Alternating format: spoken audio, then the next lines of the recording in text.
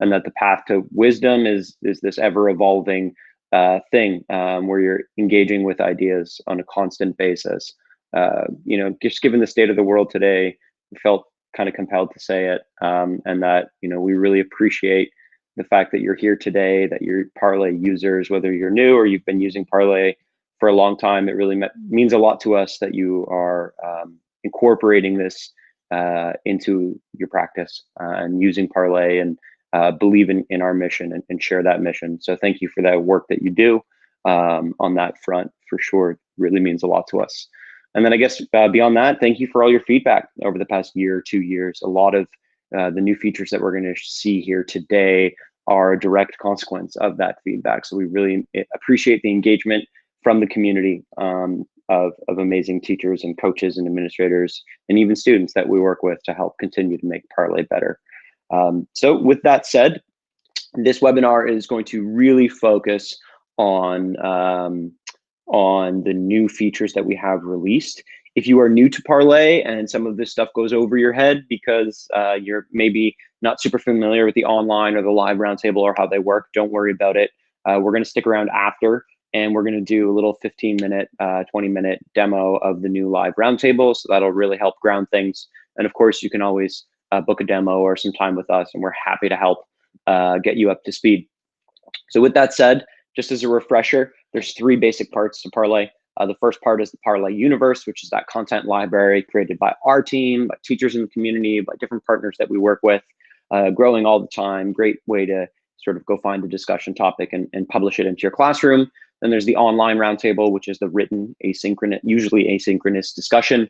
And then there's a live roundtable, which is that verbal discussion that can be used inside the classroom and or in conjunction with Teams or Zoom, Teams meets Zoom, to have a more structured dialogue in a remote learning setting. Today, the changes that we're going to show you are almost exclusively focused on the online and live roundtable. And so just a really quick agenda for today. We're going to start with online roundtable updates, then we're going to go to live roundtable updates, some general updates. Then we'll do Q&A. So as the presentation goes on, feel free to put some questions either in the chat or in the actual Q&A function in the Google Meet. And then if you want to stick around after, this whole thing should take about 30 minutes, 35 minutes. Then we'll do a little live roundtable test drive as well. So if you're interested, feel free to do that. And you can actually, it's interactive, so you can participate in that conversation. So yeah, let's get into it. So we'll start with the online roundtable updates. And these are the sort of major things we're going to talk about today. First is we've introduced the opportunity for the teacher to submit a response. We've introduced automatic close dates, the ability to hide submissions and comments, the ability to attach files, a word count function, some updates to the model submission feature, and some sort of general updates to assessment and the summary page. So what we're going to do is I'm going to talk about the features at a high level in the presentation, and then switch over and then show you them one by one in the actual application itself. So starting with the teacher submission, quite simply, teachers can now submit a response to an online roundtable. They do not get a secret identity like the students do. The teachers' contributions are always in there with their own name and in their own voice. And the goal here is to give teachers some more flexibility to engage with the class. So many teachers will use the teacher submission or teacher response as a tool to model what a great submission should look like for students, or they might use it at the end or middle of a discussion for a follow-up question where students can go in and comment on that teacher's response, which would include additional materials, additional prompts to sort of go one level deeper in the conversation. And what that looks like is, right now I'm a teacher, I'm Socrates, and I'm inside of a discussion that's ongoing in my classroom. And right up here at any point, you can do this before the discussion starts, before you invite students, or you can do it at any point during the conversation. You press add response as a teacher, and what it's going to do, it's going to open up the response page, which is almost exactly what the students see when they submit a response. So there's, review the prompt, submit your response, join the discussion. Okay, got it. And then here, the teacher can add in their response. They can add in links, images, attachments. We'll get into that, videos, etc. Basically all the same functionality as a student. And then when they're ready, they would go submit response, confirm, and then that would post their submission into the discussion, and then it'll encourage them to review responses, provide feedback, and build on ideas. And you'll see here now the teacher response me, Socrates, is always posted at the top. And this will be here for students to engage with in the discussion as they would engage with each other's responses. All right, so that is feature number one. Let's go on to the second one.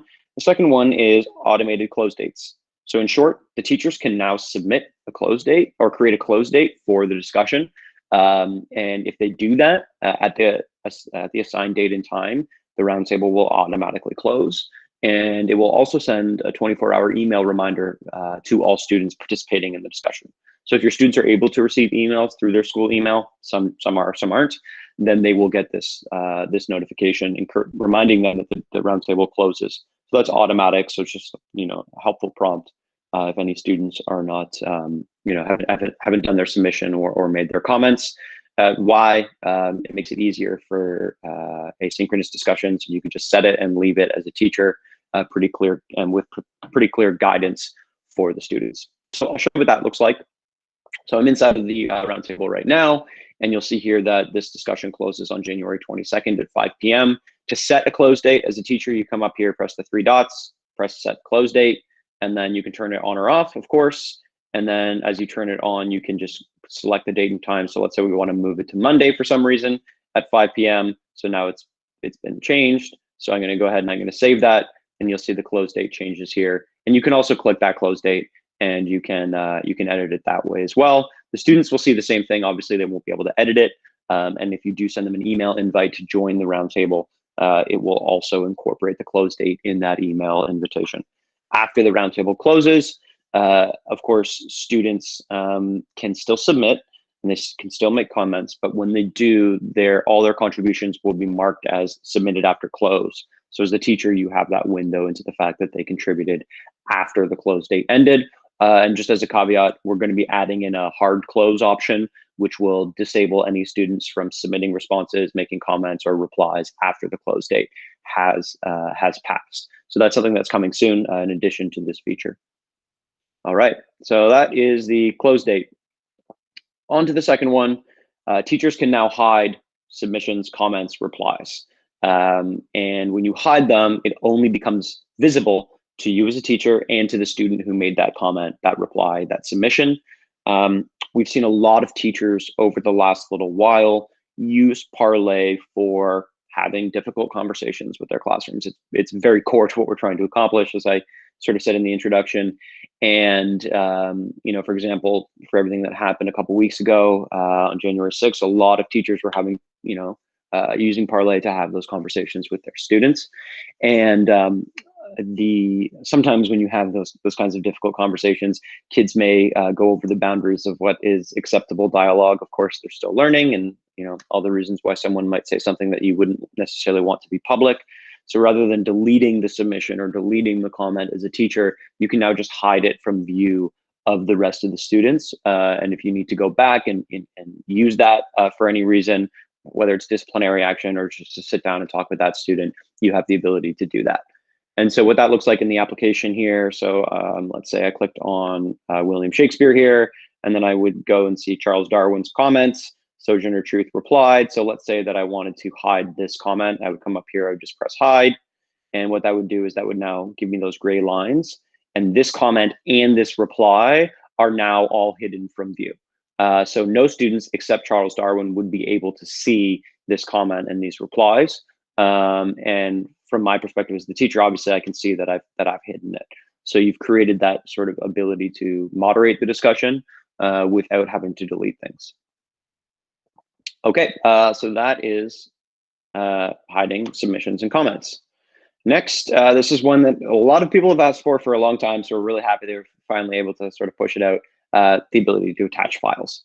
Teachers can attach files to the prompt, and students and teachers now can attach files to their submission. Of course, this just provides a lot more options for uploading media and multimedia to responses and prompts, and makes it really easy, for example, for kids to upload, let's say a PDF or a PowerPoint or whatever it is, if they're asking for peer feedback and you're using this as, let's say, a peer feedback exercise, or if you're a teacher and there's some PDFs that you want students to read, for example, or video that you've downloaded that you want them to watch, you can upload those files now. And it's really, really simple to do that. So just going to go in here as a teacher and I'm going to edit this discussion prompt. And let's say I want to insert a file. It's going to open up the file browser on my computer. So just kind of randomly picking a PDF that's on my my messy desktop here, and that'll load, and there it is. Now that PDF is attached and students will be able to see it. And if I want to remove it, I just have the cursor there and I press backspace and it's gone. So both teachers and students can now upload files in addition to the links and embedding videos and embedding other multimedia that you can already do. Okay, next is the word count feature. Basically, as students are writing their submissions, Parlay will show them a word count. And after their submission is submitted and viewable by the class and by the teacher, that word count will be available at the bottom of their submission. Many teachers have asked for this. They establish expected word counts, minimums and maximums, or both, for student writing prompts, and students are now able to just see how many words they've written as they're producing their response. So it's very, very simple for them, and it makes it easy for the teacher to set expectations for the length requirements of submissions. So what that looks like, actually, we'll go from the student view. So this is Alice here. We're going to go into the same discussion. So let's say that I was editing my own submission. So I was maybe submitting it for the first time. I'm writing my submission. Test 1, 2, 3, 4. Hello. We can now see that my submission is 195 words, and that's very clear there as the students write. So I'm going to update my submission. And then if I click on any other student submission, for example, Amelia Earhart here, I can see down at the bottom, her submission is 81 words long, and she's also included a picture. Teachers and students both can see this information. And the word count is also going to be included in the class summary, which we'll show you in the assessment and summary updates. So it just makes it easier to sort of establish expectations around the word count. Okay, next is a small update to model submissions. Basically, when a teacher now selects a model submission in the online RoundTable, they can qualify that model submission. Why is this a model submission? What's good about it? Why is it something that we want to focus attention on? And students can now reply to model submissions as well. The goal here ultimately is better guidance for students as you're picking those, maybe the specific arguments that are using evidence really well. You want to highlight those as model submissions. You can now explain to the class why that is a model submission. This really helps, obviously, with asynchronous learning, where kids can go in and see why a model submission is one, rather than you having to tell them, let's say, in a live classroom environment. And so if I go into my discussion here, teacher, and let's say I click on Play-Doh down here, and I read his submission. It's very good, and I want to star this as a model submission. So I press star, and it's going to say model submission. What makes this a model submission? So test 1, 2, 3. Oops, sticky keys. Good use of evidence, whatever we want to put here. We add that in, and now that's documented as a model submission. You'll see here at the star. It's obviously starred here as well. And then the students will go in and they'll see that, and they can actually reply if they want to. And in this model submission will always be posted at the top. So even if students start commenting down below, or if they've already commented, the model submission will always be sort of at the top of the list of comments underneath that student submission. So just an easy way for teachers to qualify and draw attention to some of the posts that are meeting or exceeding expectations for whatever the goals of the discussion are. Okay, on to the next one, assessment updates. So there's 3 core updates here for assessment. One is this concept of saved feedback templates, and one is an update to the way that assessment points are created and managed and inputted. And then the other one is just some small UI improvements to make it clearer who's been assessed and who hasn't. One of the main pieces of feedback we've gotten from Parlay over the many months, especially during online learning, has been that there's definitely an opportunity to improve the speed and flexibility of the assessment functionality. And that's what we've tried to do here. So let's go through them one by one. So I'm a teacher here, and let's say I go back down to Play-Doh, and I click on the assessment tab underneath Play-Doh's response. And this is going to bring up the rubric that I've created. So you'll see here that there's collaboration and evidence. Those are the 2 sort of basic criteria that I'm assessing students on. Of course, I can go in here and I can view what those criteria are. I can see that the max score is 10. And then, as always, I can use the toggle switch to change that score. But now if I wanted to, I can just enter a 9 as well. So it just makes it really easy for the teacher to manually input numbers as opposed to have to click and click and click. And especially if you're going to make the assessment max something like 100 or 40 or 20 or whatever it is, it makes it easier, of course, and faster to assess. And you can now turn that max score on or off in the assessment functionality as well. So again, just some more flexibility to define and evaluate student work in the discussion on your own terms. So that's the first one. I'm going to go back down to Play-Doh here. The second one thing we've introduced is the concept of saved feedback templates. So if you see here, it says show saved feedback. So if I open this up, basically as a teacher, I can create feedback templates that I can reuse over and over across different students in the same roundtable and different roundtables in the same course and even different courses. So if you find yourself using the same feedback or using mostly the same feedback for a broad number of students within the discussion, you can create a new feedback template. So test template 2, and then I would create that, and then you'll see I now have these different templates that I can edit and delete as I need to. And if I said, I was able to include evidence, I press plus, and that automatically adds it into my feedback box. And then, of course, I have full reign to edit it how I need to. You can also import from other classes. So let's say that I wanted to import from my English class, where I had previously run an online roundtable and created a bunch of saved templates in my English section 1, and now I'm in the English section 2. You can just import all those over, so you don't have to constantly reinvent the wheel from every course. So I can just import those, and it'll bring those in here. And of course, I can then use them as I need to. And this is the same thing as the suggested feedback. So for those of you who are familiar with Parlay, you know that we do provide suggested feedback based on the student engagement in the discussion, which you can use in the same way, and again, edit as you need to. It's the same functionality, but these are obviously tools that are pieces of feedback that you have decided are important and are using on a regular basis. And then last but not least, we've made the feedback box green, just to associate green with completed feedback. And so when you send that in to the student, of course, that student's going to get the notification. But from the teacher's perspective, you'll see a green check mark on the left-hand side, which will tell you that you've assessed that student. And the goal there is just to come into an online roundtable and realize, okay, except for this one student here, I have assessed everyone in this discussion. So just as you log in as a teacher, it gives you a really, really easy sense of where you stand from that assessment and feedback aspect of the dialogue and the roundtable. Okay, so those are the major updates that we've made to assessments. And then there's the summary page updates as well. So again, within the summary page, there are 2 important updates that we've made. The first is we made some improvements to the word cloud. And the second is that we've created an individual summary table where you'll have sort of individual bird's eye view stats of each student in the discussion.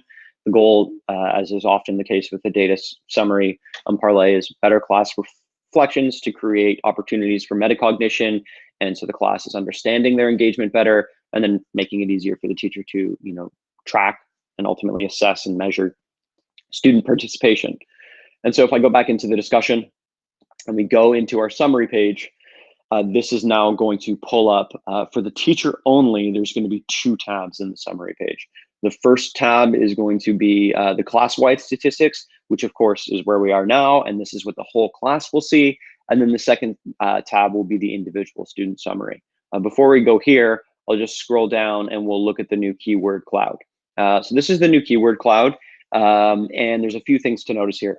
First and foremost, it does language detection now. So it identifies, whatever the language is. I think there's about 5 or 6 languages: English, of course, French, Spanish, maybe German. I'll double check what those are, but it provides language detection and then pulls the keywords out based on that. You have the ability as a teacher to edit the keywords now. So let's say you're having a discussion about Frankenstein, and the word Frankenstein came up 100 times, of course, because it's the most common word being used, but you wanted to remove that, you can do that. So let's say the word opportunity is something that I didn't want to have in this discussion. or cars. I didn't want that in this word cloud either. I would save and update the word cloud, and it's going to just update that word cloud for me. So I'll be able to see it, and the students will see those reflected changes as well. And then last but not least, we can actually click into any word on the word cloud. So for example, this was a discussion about a pipeline, and let's say we wanted to see every student that was talking about jobs, so the economy in their response. I can click on that, and it'll show me all the students. So Mahasweta Devi, Charles Darwin, Roberto Bondar, Leonardo da Vinci all mentioned jobs in their submissions, and I can actually see the exact sentence where they mentioned jobs. So I can get a sense of the sentiment around, for example, that particular idea. And I can even click to view that in the context of the discussion. So I can see Charles Darwin's exact sentence and the conversation that flowed down below it. So it makes it really, really easy as a teacher and a student to go in and drill into some of those key ideas in the discussion and see how they impacted the conversation, and see what the class sentiment in general was around those. Okay, so now we're going to show you the individual summary table. And again, this is something that is teacher only, so the students won't see this. But if you click on this as a teacher, you have the list of students in the class, and then you have data on their submission, on how much they read of their peers' submissions, their engagements or their comments with their peers, and for you, whether or not you've completed giving them feedback. So here we have Afia has completed her submission. Her submission was 47 words, and we can actually go here and see Afia is actually William Shakespeare. We can see the length of their submission, and we can see whether or not they were a model submission, what percentage of the other submissions did they read, and what was the average length, how many comments did they make, what was the average length of those comments, and whether or not you completed the feedback. And of course, this data is all exportable. So, and again, this is click through. So let's say I wanted to go to Cleopatra's submission, I can just click view, and it's going to take me right there to Cleopatra's submission. And it's going to show me that. And of course, Cleopatra, as we saw before, was actually Alice. So really easy to sort of navigate through the conversation that way as well and get that kind of bird's eye view. Okay, so that is a wrap for the new features on the online roundtable. Again, if you have questions, don't hesitate to drop them in the chat or put them in the Q&A, and we will address them at the end. So just moving on to the live roundtable updates now. There are a few here. The first one is the queue system. The second one, closely related to the queue system, is the student moderator function. And then we have prompt resources now, the I did not speak button. We'll get into what that means. And then similar to the online roundtable, we have both assessment and summary page updates as well. So I'm going to go in here, and I'm going to leave this online roundtable and go into a similar live roundtable, or a live roundtable of the similar name. And so this is a live roundtable that's ongoing. So we'll start with the queue system. So from the teacher's perspective, there's a couple things that have changed in terms of the layout. First, you'll see that there's now this control panel where you can manage the prompt, the polls, the teacher tap-in, and the queue system, which you can turn on or off with this toggle. So you can use it or not, and then you can stop and start the discussion as well. And so the way that the queue system works is as students tap into the middle of the discussion, so I'm going to go in and show from the student view. So I'm going to go to the Trans Mountain Pipeline here. So I'm a student in the discussion, and let's say that I wanted to tap in. So I have a new idea that I want to introduce. As a class, we'll see that Alice wants to introduce a new idea, Una wants to build on an idea, Daniel wants to build on an idea, Taylor wants to introduce a new idea, so on and so forth. What we can do as a teacher is we can actually add students into the queue. So let's say that we wanted Alice to go first, and then after Alice, we wanted Harpreet and then Daniel to go. So what would happen is Alice is now the speaker, and the whole class can see that, and Alice can see that you are the speaker. So you basically give that person the floor, give that student the floor, and Alice is now contributing her idea. And when she's done, she simply comes in and she taps out, and then it automatically moves to the next person in the queue, which frees the teacher up to go in and, let's say, add another person to the queue. And so what happens is you create this system whereby the kids are filtering into the discussion, and you can manage it easier for the from the teacher's perspective, and just adds a little bit more order and a little bit more structure to the live roundtable.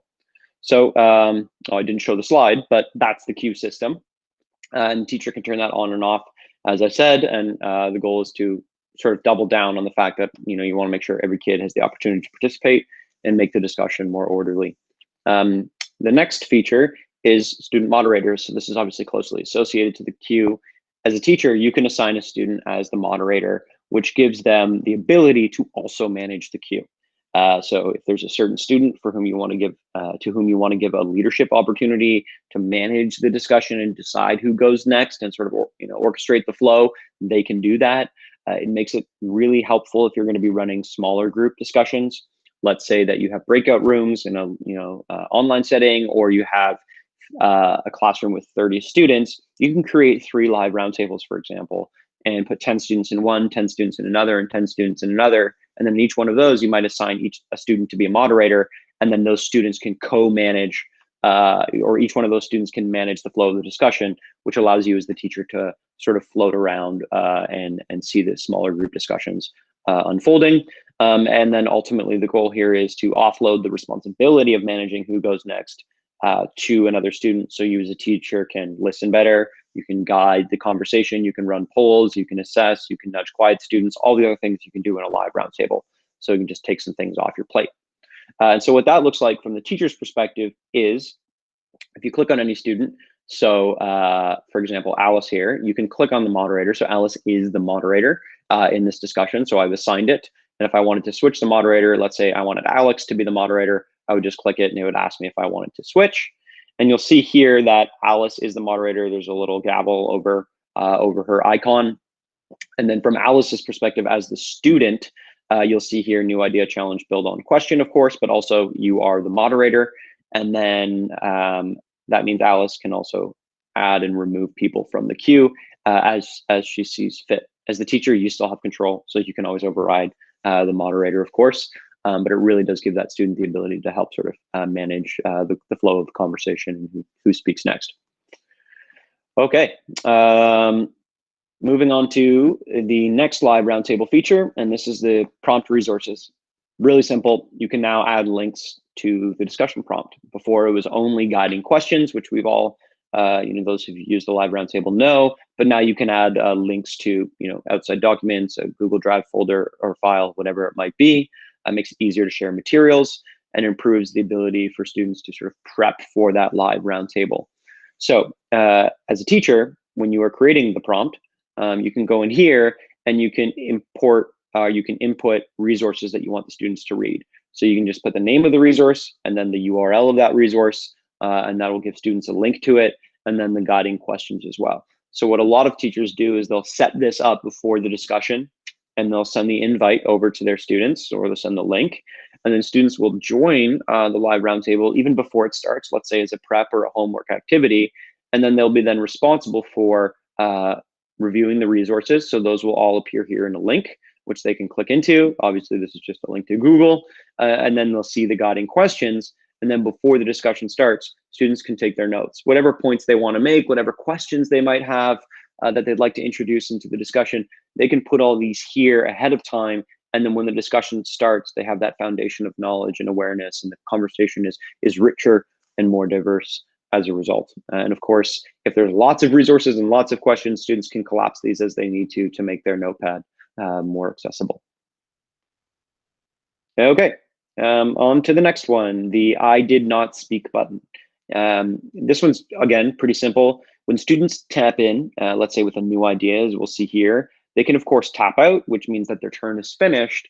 But if they didn't participate, so let's say they tapped in to introduce a new idea and then someone else was able to go first and said that new idea, then the students would just say, I did not speak, and then the system wouldn't log their new idea as a turn in the system. This is an honor system. Ultimately, students can still tap out if they want, but it really just does give them the option to say, like, okay, I tapped in with this idea, but I actually didn't speak. So the system doesn't log that as a turn for that student. And the goal is ultimately just to make the data more accurate. And so if we go in here from the student view, rather, so Alice here, let's say that she wanted to introduce a new idea like we just saw, but someone else introduced that new idea first. She'd just say, I did not speak. And it's the same thing as tapping out from the UI perspective. It's just that data is now not logged. as a turn for Alice in the back end. Okay, so the last thing is the assessment updates. And then, so second last thing is the assessment updates. This is very similar, actually identical to the online roundtable. So we've introduced this concept of safe feedback templates for the live roundtable as well. There's a different list for your online roundtables and your live roundtables, because obviously it's a fundamentally different activity that's oftentimes evaluating different skills. So there are different feedback templates for each one of those. You can make the same changes to the assessment points as well. So inputting the number and or using the toggle. And then of course, we've done the same thing with the assessment UI. And so just a really quick overview of what that looks like. So I click on Mia here. Of course, I can now actually nudge her from within the assessment panel as opposed to only on the sidebar. I can take my notes. I can see a breakdown of her tap-ins. I can see her notes in real time, of course. And then when I go to give feedback, I have this feedback box. I have my saved templates, again, new and import as well. And then I can show suggested feedback that Parlay provides as well. So just a way to easily update or incorporate your saved feedback templates when you're assessing students. Okay, so last but not least are a few summary page updates for the live roundtable. The first one is an updated data chart here. So if we go to the summary page, of course, we know that we have the time spent tapped in chart, the sort of polar chart that we use to see who spent the most time tapped into the conversation. But if you end up using the queue system, you can now contrast that with how much time a given student spent as speaker. So this, because there now is a speaker, a designated speaker at a given point in time with the queue system, you can see who spent the most time actually in the speaker's chair compared to the rest of the class, and maybe even contrast that with the amount of time that students spent tapped in. Again, more opportunity for reflection as a group. And then at the end, there is the individual data table, once again, where you have all the students in the discussion. And then you have the amount of time that they spent tapped in, how much time they spent to speaker, how many total tap-ins there were, so we can filter here, how many new ideas, build-ons, challenges, questions, did the teacher add them into the discussion, yes or no, and then did you assess them, yes or no.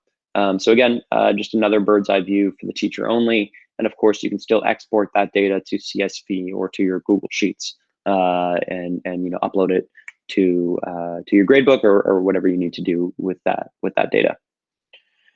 Okay, so those are all the changes to the live roundtable that we've made. Looking forward to getting your feedback, of course, and hearing what questions you might have in the chat. All right, last but not least, there's one general update, and this is again something that teachers have asked for a lot, and that's the ability to archive courses. And so if you basically what you can do now is you can archive the course, which drops it to the bottom of the list on your dashboard, and it stops students from being able to enter the course as well. So you kind of just like put it away for later. You can also now edit and delete courses directly from your dashboard. Makes it easier to manage courses, and because many teachers, especially those who've used Parlay for a couple of years now, are seeing a big list of courses on their dashboard, so they can manage those easier. And basically what that looks like is come to your dashboard, and you see your list of courses, and then so for example here, and then you can basically, let's pick one independent book study here. I want to archive this course. I'm going to archive it, confirm, and then that course is now going to get dropped to the bottom of my list of courses, and these ones are all archived. And if I want, I can restore that course and go back in and access it for whatever reason. So just really, really easy to edit, delete, and archive courses directly from your dashboard. And I guess there's one other thing that we didn't mention that maybe we should have, is that we now have the ability to invite students via Teams. So if you click invite, we have the link, of course, or the code, the magic link. You can invite students by email if they're already in the class, by Google Classroom, and then by Microsoft Teams. I don't have my Teams signed in right now, but basically what you can do is click the Teams button and then select which Teams channel you want to send it to, and it'll send the hyperlink directly to that class, that group of students, and they can click on it and join the discussion. So just an easy way to, again, share that information out if your school is a team school. Okay, that took about 30 minutes. So that's good because that was our goal. And now I guess we'll open it up to Q&A. So Annalisa, if there's any specific questions that have been asked in the chat, feel free to sort of share them with me, and the two of us, I guess, can do our best to answer them. And then after that, as I said, we'll be doing a live roundtable example for any of those who want to stick around and try out the new features, see it from the teacher and the student view, and maybe just familiarize yourself with the tool more generally. Yeah, I think there's just one main question from Amy. She just asked, is there a way, or will there be a way, to transfer grades directly to Google Classroom? Similar to a question we had yesterday around just transferring grades back to pretty much any learning management system. Yeah, so that's actually the next thing on our roadmap is deeper integrations with Google Classroom, with Canvas, as well as the ability to roster students at the sort of school or district level through an admin portal. So following all these changes that we've made to this teacher-student experience inside the actual app, that's the next thing on our roadmap. So don't have a hard timeline for it, but look out for that coming soon, for sure.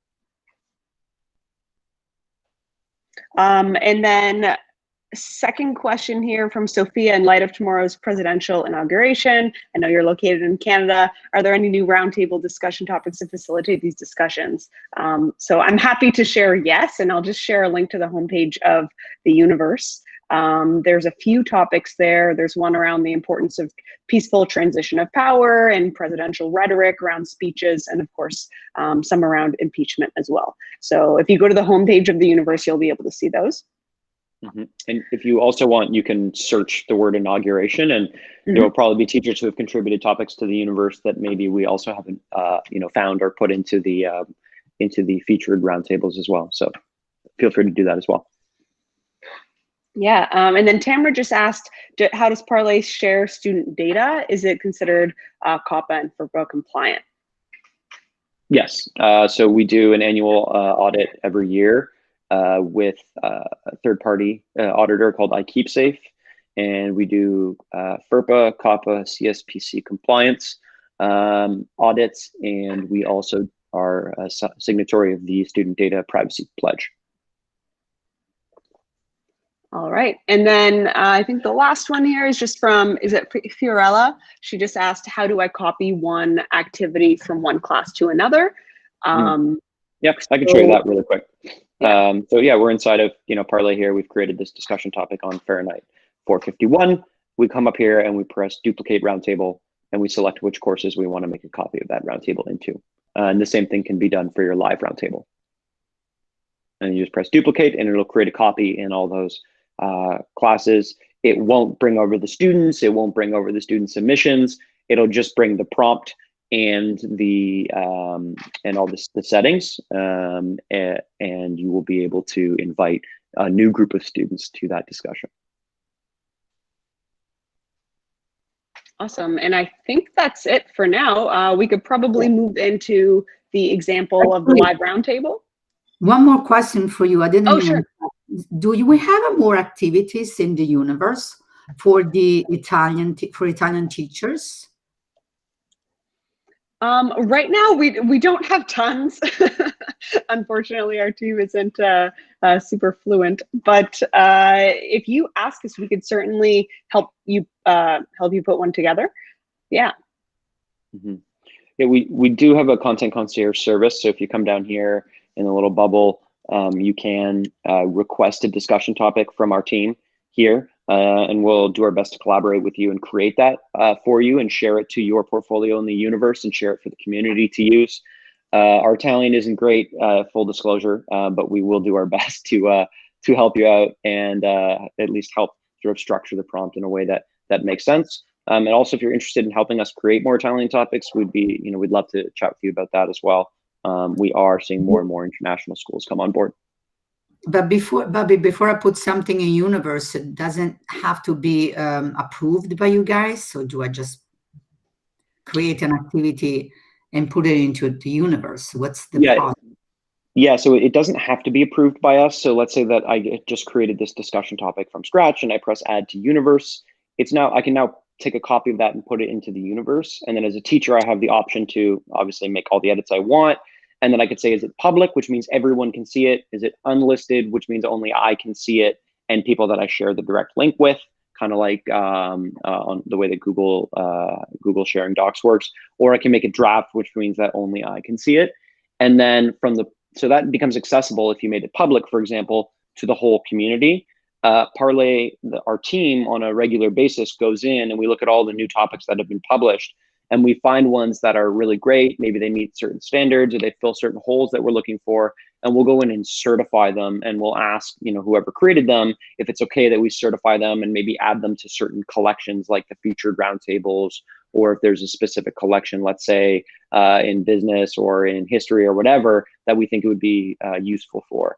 So you can add it, other teachers can search for it, but in terms of getting Parlay certified, which improves its search ranking, as well as adding it to other collections, that's something that the Parlay team does. So it's sort of like a mix between totally open source, any teacher can create topics, and a curated library. We're trying to strike that balance.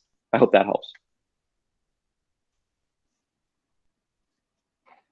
Awesome. I think we're probably good to get started with the live roundtable, and then some folks can actually ask questions in the live roundtable if you'd like as well. And as we're switching over, Christy just asked, can students change their avatars? So yes, as of right now, you can students can change their avatars, or they can just upload another photo that was available for them to do afterward or before this as well. And I'll just add to that, in the next couple of days, we're going to be releasing 180 new avatars for kids to choose from. So they'll have a lot more flexibility, and of course they can upload their own photo as well. So that's coming soon. Awesome. All right, so now that everyone can see my screen, I'm just going to invite you all to this live roundtable. I'm going to keep the live roundtable from this teacher view open on my screen, which will be in the Google Meet. And then if you would like to join this verbal discussion and see what it's like from the student view, of course, you can click the link that I'll share, and then you can open up the student view from your screen. So I'm going to go ahead and copy the link, and then I'm going to invite all of you by sharing it in the chat. So if you would like to join this live roundtable from the student view, just click that link and you'll automatically be brought into the live roundtable in another tab. So on if you just want to sit back and watch, you can totally do that and just sit in the Google Meet. Already I could see Colleen and Mrs. C, Jackie, Carrie, Fiorella, Sue, David, and Tamara. They've all been joining this discussion. So in real time, I could see them joining. We haven't started yet, but you could still join as we wait. Sophia's in, Maria, Yosef, Deborah. So as we're waiting for everyone to log on, we usually recommend just taking a few minutes, having students look at the guiding questions that are there, maybe the resources, and think about what you might want to contribute. So I might say to my class, okay, everybody look at those questions. Maybe if you have a question or you have a new idea that we've been discussing, or you want to add something or add a little more to maybe the conversation we were having before, you can just jot it down on your notepad. That's just for you, but that might be a good starting point before we actually start our discussion today.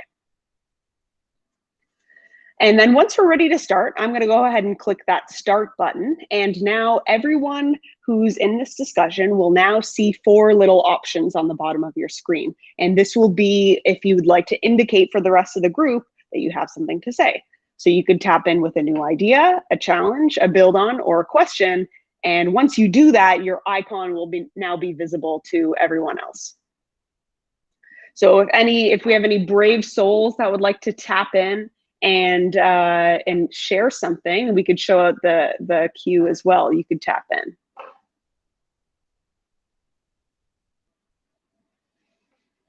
All right, so already we have someone named Mrs. C, and she's tapped in with a question. So we could all see that this is her first time tapping in. Because she's so brave, we might encourage her to speak by clicking that little ear icon. That's basically giving them a little bit of encouragement to speak up. So everyone can do that. All students and of course the teacher can all do that. And now, because the queue system's on, I'm going to start adding students to the queue. So that we have a little bit more predictability on who's going to speak next. So we'll start with Mrs. C, then we'll go to Sophia and then Carrie. And basically how it works now is Mrs. C is going to unmute herself in the Google Meet. then she could just start to share her idea verbally. Well, I have the question, is there a recording option for a live roundtable? Right now, there's not a recording option for the live roundtable. It's going to have all of the data from the actual interactions of students tapping in, but the recording feature is not there. Thank you. You're welcome. So once Mrs. C is done, she'll see a little tap out button, and she'll automatically tap out. And now it's going to go right to Sophia. So it looks like Sophia has a new idea. She can unmute herself and speak up. Oh, so I was just responding to one of the questions, which Yeah. feature are you most excited about? And I really like the fact that teachers can now save feedback as a new template so that they're not retyping the same thing over and over again. Definitely, I agree. I think that will be a big time saver. All right, so once Sophia's done, she'll tap out. And then it'll go right to Carrie. Carrie's next. I am incredibly excited about the queue, and especially now using it from the student side, seeing how intuitive it is. That's the one thing that the teachers in my school have repeatedly been asking about is the ability to create a queue. So this is going to be a huge game changer for them. I do have one quick question. So we're unmuting because we're in a meet. Have you, as you've been testing this out in any schools that might be 100% in person, what kind of feedback are you getting in terms of the distraction level if students are monitoring this on a device? Yeah, good question. So I'm just going to tap in and use the teacher tap in so everybody can see that I'm chatting. Normally, of course, the teacher probably wouldn't talk this much, but you asked a question, so I'll answer. So actually, the live roundtable was originally developed for in-class. So lots of people use it in an in-class environment completely. Of course, you don't need Google Meets or Zoom, like you mentioned. Now, when it comes to distraction, usually we recommend setting class goals and even just setting routines around how to use it. So for example, when I did it with my class, I'd say something, okay, we're not going to be staring at our screens the whole time. This is just a tool to help us manage. For the most part, we're probably still should be looking at each other, making eye contact, having proper social cues in a discussion. And this is there just to help us. The first time around, you might want to say something like, okay, we're going to, do a 5-minute discussion, click all the things that you'd like, and then stop it. And then we're going to start a real discussion and really listen to each other and look at each other and have that going on in the background. So as with any technology, kind of requires a little bit of a teachable moment of what's appropriate and how to use it appropriately in a social setting. Awesome, thank you.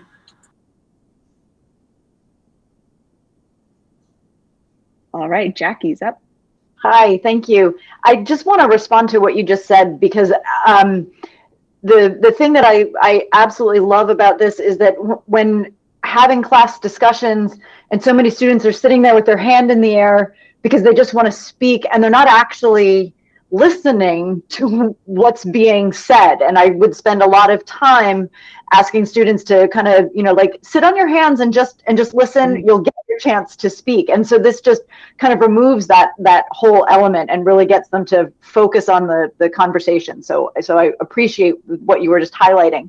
The point that I wanted to add, because I now work as an instructional coach and I am working with so many teachers who are wrestling with issues that kind of fall under that student engagement umbrella.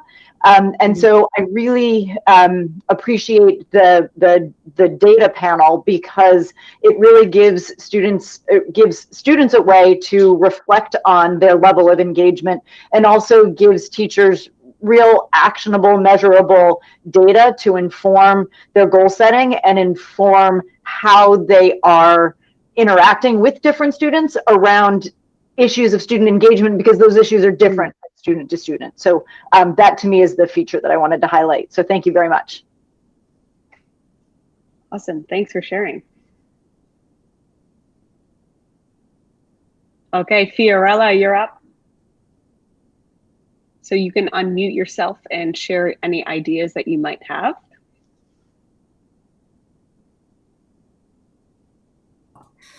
So, of course, I think everybody really likes the comment features and the possibility for the students to really not just answer their questions, but also read other students. I was wondering if we can add a rubric for something similar to what we have in Google Classroom.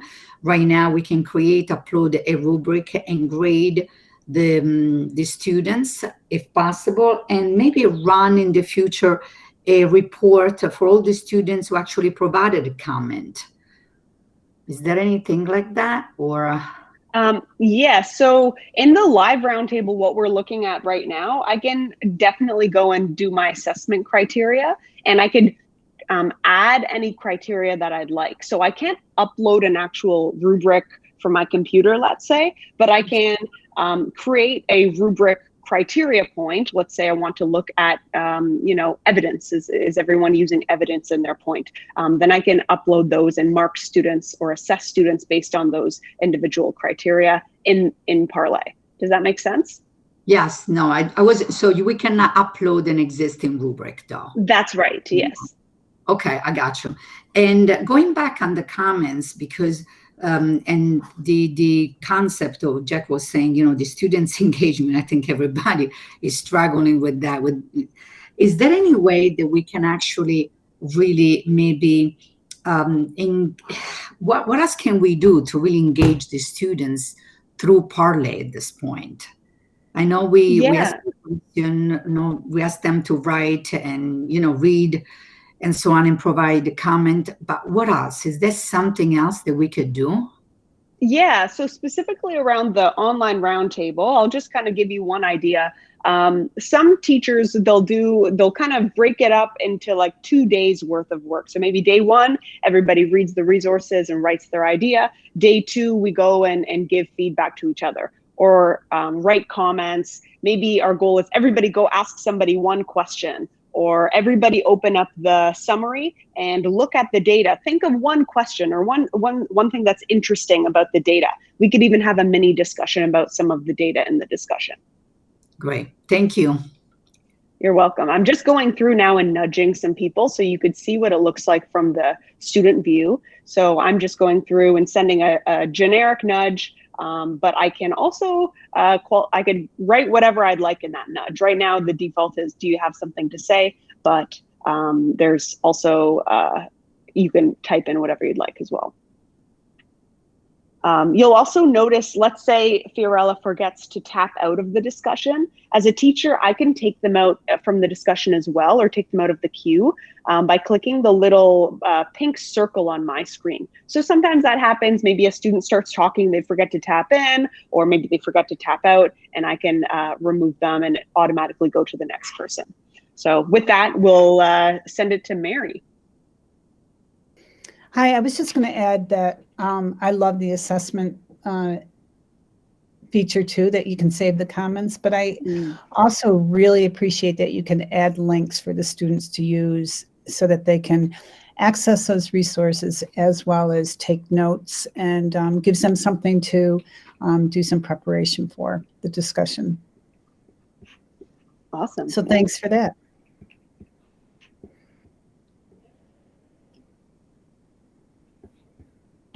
All right, so once Mary taps out, it'll go to Maria.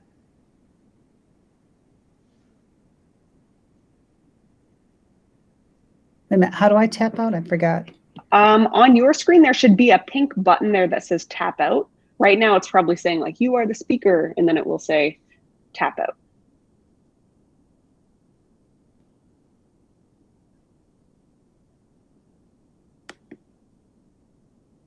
It's on the wrong, sorry, I was on the wrong screen. I was in the Google Meet. Okay. All right, go ahead, Maria. Okay, can you hear me? Yes. Okay, great. I'm a teacher of gifted students ranging from grades 5 to 8. And one thing I find with my students is there's students who are absolutely brilliant, who sit in the sidelines and are hesitant in terms of participation. So I find that this is all very new to me. So the data actually gives students the onus to participate, right? It's like, it's not about what I know or how much I know. It's about taking ownership in a community discussion and making sure you are contributing in different ways. So what I like is that you have, there's a new idea, a build on, and a question. So there's a variety of ways in which they can participate. So it's not just, you got to answer that question, right? So I think that's really, really, that's pretty awesome. I've been teaching for 31 years, and I've never thought of coming at it that way. So it's a great insight for me. Thank you. All right, just before we go to Sophia, I just actually made. Can you tell me how to tap out? Yeah, there should be a pink button in the bottom center of your screen that says tap out. I don't see it. So, there's tap in. So I have prompt, polls, tap in, cue, and stop? Oh, you'll have to go over to your screen. I think you're probably watching my screen, maybe in the Google Meet. Oh, here we go. Yeah. Okay, got it. Thank you. No problem. I just made Colleen the moderator. So at any point, of course, you could make a student the moderator and they could help you manage the queue. So Colleen would now see that little plus icon beside each student to either add somebody to the queue or take them out. And we'll throw it to Sophia. Hi, so my question actually has to do with what happened with the last two teachers here speaking. So our school started using Parlay last year before the pandemic, and it was actually pretty simple to use the live roundtables as a platform for organizing the discussion, and the discussion was in person. So the students are looking at their screen, knowing when they're talking, but they're talking in person. So my question has to do with, now that, we're fully remote, I don't know about everyone else, but is there suggestions you have for how, because if teachers are confused, I can imagine students get confused toggling between, most likely they're using Google Meet or we use Teams. So I could see students having the same experience where they're looking at the teacher's shared screen in their meeting and they have to unmute themselves there, but they have to go to the Parlay screen to tap out, tap in, and engage with the Parlay platform. I don't know if you have an answer to that question, but maybe in talking with other teachers, people have suggestions. Yeah, for sure. So one thing that I think is important to note, sorry, I didn't mention this before, in a typical live discussion that you're doing remotely, like we are doing right now, you probably wouldn't be sharing your screen with the students. So as a teacher, I'd have my own screen, I'd probably be giving feedback, I'd be nudging, but there wouldn't really be a reason for students to be looking at my screen. Every student will have their own. So I don't think they're not going to be toggling back and forth as much as you all probably are right now, because you're curious looking at the different views. For them, the only reason they'd be coming back to the Google Meet or the Teams chat or whatever it is to just unmute themselves. One other suggestion is some people have been doing split screen. So you might have Google Meet on half your screen and then Parlay on the other. And then anybody using Zoom makes it super easy because you have kind of that floating little dock that you could just click mute and unmute, so you wouldn't have to toggle back and forth. But yeah, hopefully that can help. All right, Colleen is the moderator. We could see the little icon above her head there. And you can go ahead, Colleen. Yeah, I'm just kind of building on for a couple little things. There are Duelist is a where you can split the screens. So that's an extension. Tab Scissors, Tab Glue is another one that you can use to split the screens as well. But like Annalisa said, you probably just want to not necessarily project. Sorry, I'm like an old school. You've used Parlay for years now, so But you would just want to just stay in like the screen where it's all the students rather than projecting her actual tap in, tap out. And then the other thing was the engagement piece is use the data as like a game. So like the percentage that you get, and I don't know if you still have Bobby, if Bobby's still in there, but there's always a percentage as far as participation. So use that as like, okay, guys, what, how many people, participated and what was the response, and see if you can try to get that. Okay, let's try getting, we have 74%. Let's see if we can get to 78%, and then just try to get that, because you know how it's like a huge gaming thing right now, and just see if you can use that to really engage them a little bit more, as well as that the word feature as well. So just little things I was thinking of as you guys were talking to build on. Yes, thank you.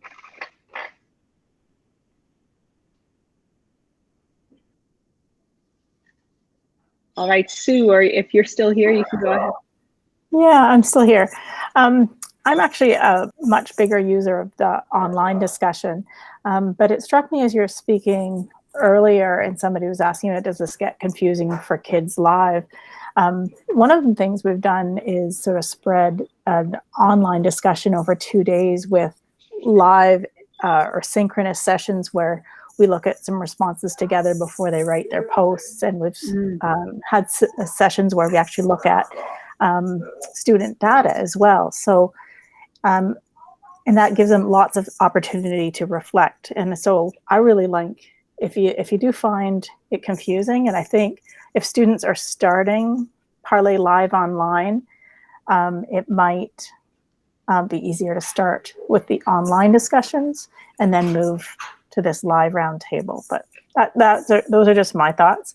I am now a pretty long time user, but it's really the online roundtable that I've really liked. And Lisa, I just love that you have boosted the summary pages, because the more reflection, the more the kids I think are going to get out of this. So thanks. Thanks, Sue.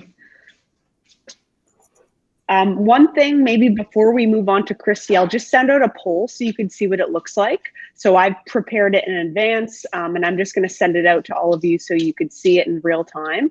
Students won't see how other people have voted before they send in their vote, but then once they do vote, then you will see all of the other responses as well. So I could send out this vote for the whole group. All of you will see it pop up, and then we'll see people in real time kind of submitting their idea there. All right, and then next up, we've got Christy. Hi, I am very excited about all of these additions. I'm super pumped. And so one of the things that to kind of add on to what some other people have said, but one thing that I have used is putting kids in groups already, and then having those kids already know what group they're in. So splitting my class into 2 groups. And then having kind of a timer up on my screen as what I am sharing, to kind of say, hey, this first group is going to have 10 or 15 minutes to do their live discussion before we switch to the next group, especially since we only have a set amount of time that we get them. And so that's one thing that I've done to kind of help with that. And then one of my questions is, have you looked at or maybe you already have this and I just don't know how to do it. When you add a roundtable to Google Classroom, and I have like 3 separate Google Classrooms or 3 separate classes, can you do that all at once? Or if you do it all at once, does it make it only one is for all of the kids? I guess that's kind of just a technical thing that I'm having a little trouble with. Yeah, no, I'll definitely explain that a little further. So unfortunately, if you do share your one discussion onto Classroom, if you share it with multiple classes at that moment, they'll all have access to the same one discussion. So to prevent doing that, you'll want to duplicate the discussion before you share the links. When you duplicate it, which you can come up into the top right corner, the 3 little dots, that's where you can duplicate. And what's great is you could do them all at once now. So if I have 5 sections of the same course, I could just check mark all of those different ones. And this is going to generate a new roundtable for each of those sections, and it'll have a new link. So you'll have to go into each of those to share it to Classroom from there, and put it into the respective classroom.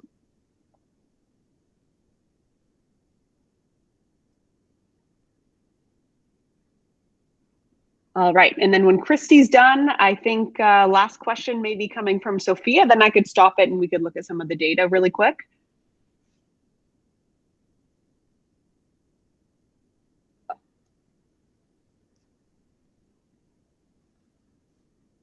All right, Sophia, it looks like you have a question about, is there a potential to have audio and video embedded in Parlay? Yeah, I mean, I know that's a big ask, but just related to my last question, like, is that something in the distant or near future?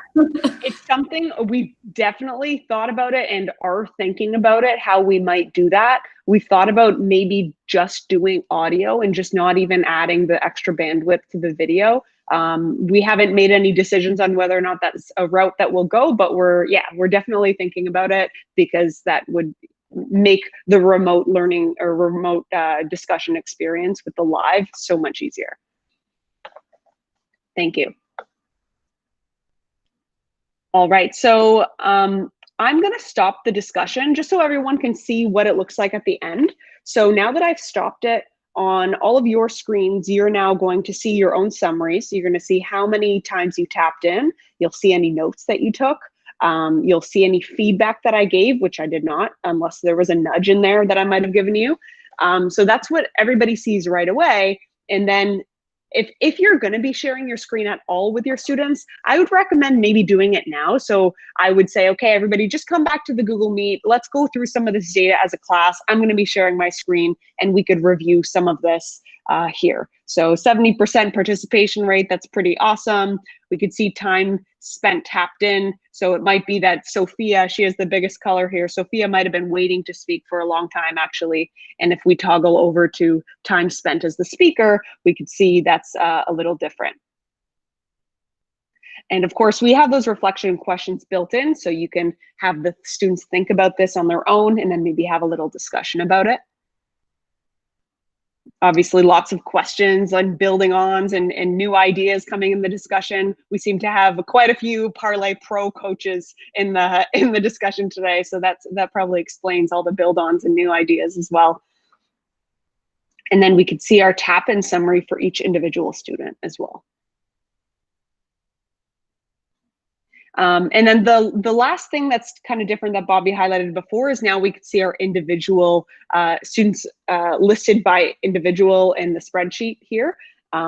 So only the teacher will have access to this. So if you're looking at my screen right now, you'll see it. So we could see how the amount of minutes people were tapped in for, how long they were spent as the teacher, what was the total tap-ins, did I actually give assessment to that student, and all of that. And of course, that's still exportable back to Google Drive and back to CSV file as well.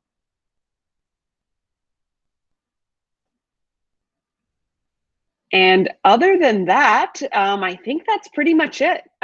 Thanks everyone for joining so much. I know this is a lot of information, but hopefully doing this live roundtable was helpful for you all as well. So thanks for joining. I'll stop sharing my screen. If you have any other questions, feel free to stick around, and we will send out this recording afterwards as well. So you can share it with your teachers, and I'll throw some timestamps on it as well, so it's easy to review.